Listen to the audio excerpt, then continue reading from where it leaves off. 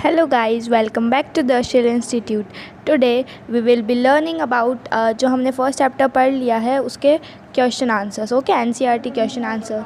And first हमारे first chapter का name क्या है? Production and management of crops. Okay, so उसके क्वेश्चन आंसर्स आज हम डिस्कस करेंगे. So let's get started. First question is select the correct word from the following list and fill in the blanks. Okay, fill in the blanks भरने हमको, वो भी ये जो वर्ड्स हमें दे रखे हैं इनसे भरने हैं. So let's start that. First है the same kind of plants grown and cultivated on a large scale at a place is called. ये आंसर आप मुझे कमेंट बॉक्स में बताएंगे. ये बहुत ईजी है. फिर भी मैं आपको 1 मिनट का टाइम देती हूँ. फटाफट से इसका आंसर बताइएगा. आपको मैंने बताया है बहुत बार कि ऐसे प्लांट्स जो एक बहुत बड़े एरिया में लगाए जाते हैं और एक आप कह सकते हो एक पूरी लैंड में लगाए जाते हैं, तो उसे क्या बोलते हैं? Yes, it is crop. Okay, so first का आंसर हमारा क्या हो गया? क्रॉप. सेकंड इज़, यहाँ पे मैं फर्स्ट लिख देती हूँ. ओके, ये ए है तो इसके ऊपर ए लिख देती हूँ. Second is the first step before growing crops is of dash of this soil. हमें सबसे पहला स्टेप क्या करना पड़ता है पौधे उगाने के पहले? तो क्या करना पड़ता है? Preparation of soil. मतलब हमें सॉइल को प्रिपेयर करना पड़ता है, हमें लेवलिंग करनी पड़ती है और हमें क्या करना पड़ता है? प्लगिंग करनी पड़ती है. ओके, सो ये फर्स्ट का आंसर था, ये सेकंड का आंसर है. थर्ड वन है is damaged seeds would dash on the top of the water. Damage seeds जो हैं, जैसे हमने एक बीकर लिया और हमने मान लो बाज़ार से सीड्स लाया और हमने पानी है और उसमें वो सीड्स डाल दी, तो जो ख़राब सीड्स होगी, डैमेज सीड्स होगी, वो आपको बताया था ना ऊपर आ जाएगी, मतलब पानी पे फ्लोट करेगी. इसलिए सी का आंसर है float, that is here. Okay, अब आगे बढ़ते हैं. Here is the D1. For growing a crop sufficient sunlight and dash from the soil are essential. तो एक क्रॉप को ग्रो करने के लिए सनलाइट चाहिए एंड हमें और क्या क्या चाहिए. तो यहाँ पे हमारे जो वर्ड्स हैं उनको देखते हैं. 2 वर्ड्स बचे थे तो ऑब्वियसली वही होंगे, वाटर चाहिए और न्यूट्रिएंट्स चाहिए. वाटर जो हम देंगे और न्यूट्रिएंट्स जो सॉइल से आएंगे. ओके, सो इसके आंसर्स भी आप चेक कर सकते हैं. ये है इन चारों के आंसर्स. नेक्स्ट हम सेकेंड क्वेश्चन की तरफ बढ़ते हैं. इसमें हमें मैच द फॉलोइंग करना है. Okay, so let's start that. First है खरीफ क्रॉप्स. खरीफ क्रॉप्स मैंने आपको बताए थे रेनी सीजन में उगाए जाते हैं. Okay, so what are they? And आप इनसे ऐसे कनेक्ट कर सकते हो कि खरीफ क्रॉप्स रेनी सीजन में उगाए जाते हैं. और रेनी सीजन मतलब, और ऐसा कौन सा क्रॉप है जिसको बहुत ज़्यादा पानी चाहिए होता है? तो वो कौन सा क्रॉप होता है? राइस. आपने देखा है राइस को बहुत सारे पानी में उगाते हैं, एग्जैक्टली पानी में ही उगाते हैं. तो रेनी और राइस आप इसे ऐसे कनेक्ट कर सकते हैं. इसलिए खरीफ क्रॉप्स का आंसर क्या होगा? ये ई वाला पार्ट. ओके, पैडी एंड मेज. फिर है रबी क्रॉप्स. अब रबी क्रॉप्स बताया था मैंने. रबी क्रॉप्स मीन्स जो विंटर में उगाए जाते हैं. ओके, सो इसका आंसर होगा wheat, gram and pea. Okay, third is chemical fertilisers. तो केमिकल फर्टिलाइज़र्स कौन कौन से होते हैं इसमें से हमें बताना. तो आपको पता है काउ डंग, एनिमल एक्सक्रीटा, ये तो केमिकल फर्टिलाइज़र्स होते नहीं हैं. यूरिया, सुपर फॉस्फेट, ऐसे केमिकल्स टाइप नाम लेकर है ना. तो this is what? Chemical fertilisers. फिर फोर्थ है organic manure. Organic manure means जो ऑर्गेनिकली हम मैन्योर तैयार करते हैं हमारे फील्ड में डालने के लिए. वो कौन कौन से होते हैं? ये रहे animal excreta, cow dung, urine and plant waste. अब आपको दिख रहा होगा यहाँ पे हमारे पास फिफ्थ पार्ट तो है ही नहीं. सो ये जो हमारा ऑप्शन था ए वाला, ये एक्स्ट्रा था. ये सिर्फ आपको कंफ्यूज करने के लिए दिया गया था. ओके, सो इस बात का ध्यान रखिएगा.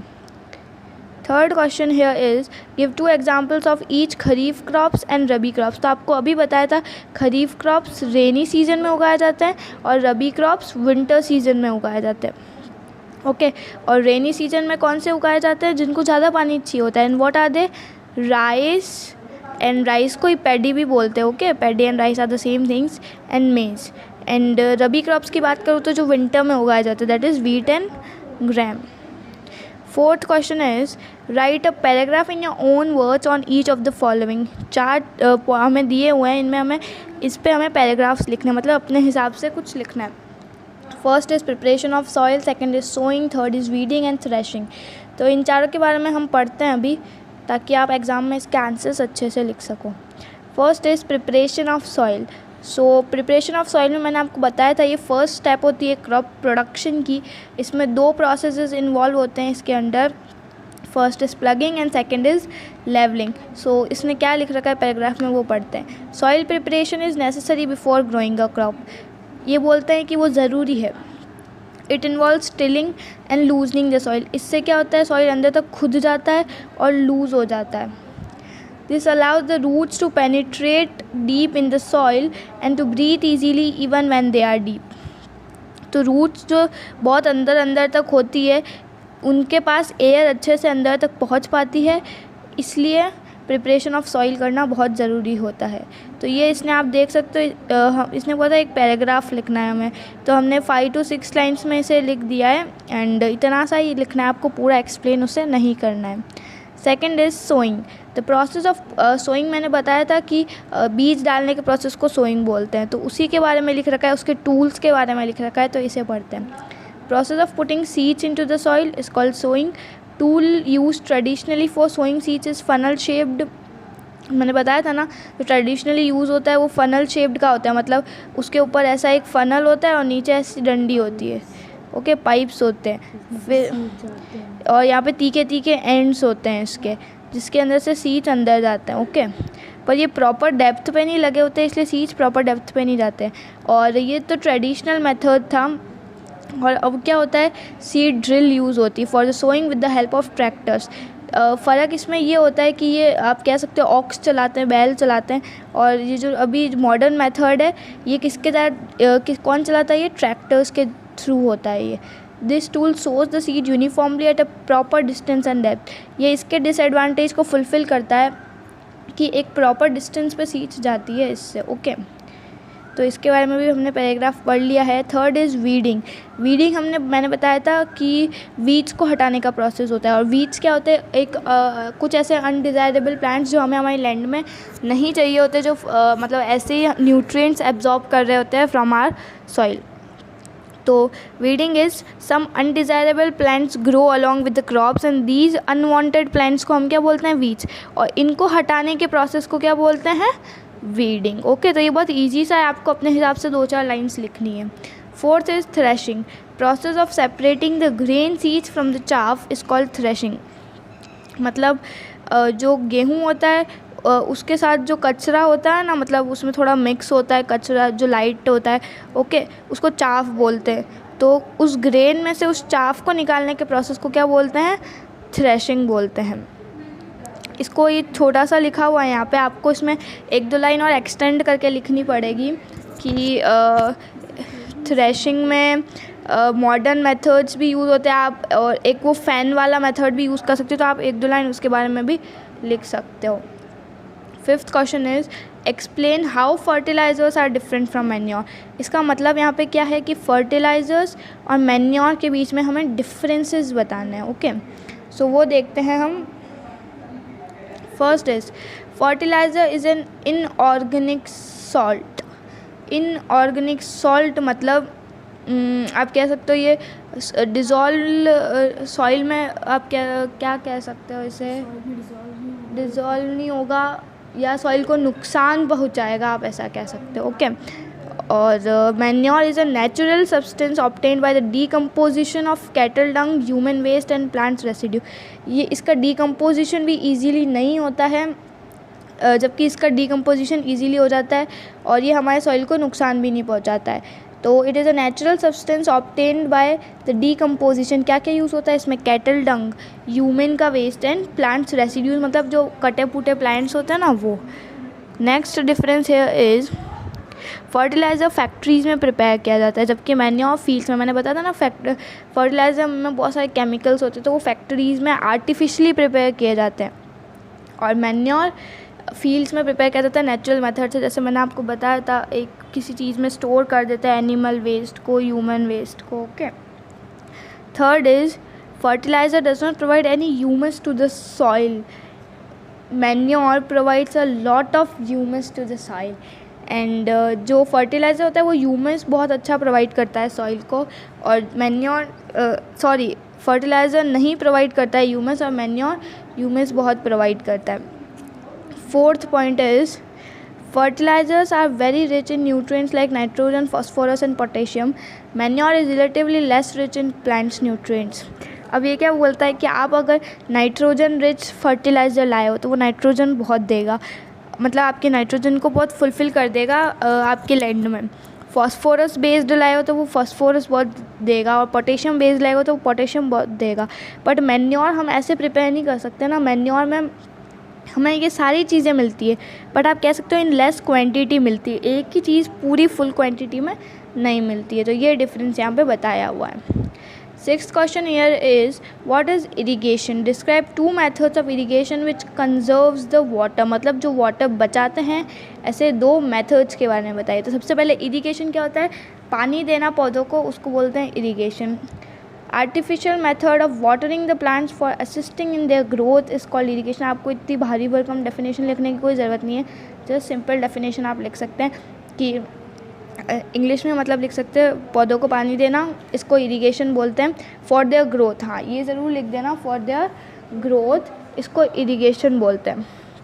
या सिंपली कह सकते हो process of supplying water to the plants for their growth process is called irrigation. ये भी लिख सकते हो थ्रू कैनाल्स, रिजर्वर्स, ट्यूबवेल्स. ठीक है, तो आपको ये ऐसे वर्ड्स यूज़ करने की और याद करने की कोई ज़रूरत नहीं है. फिर है main sources of irrigation are wells. कहाँ से आता है पानी, वेल से, ट्यूबवेल से, पॉन्ड से, लेक से और रिवर से.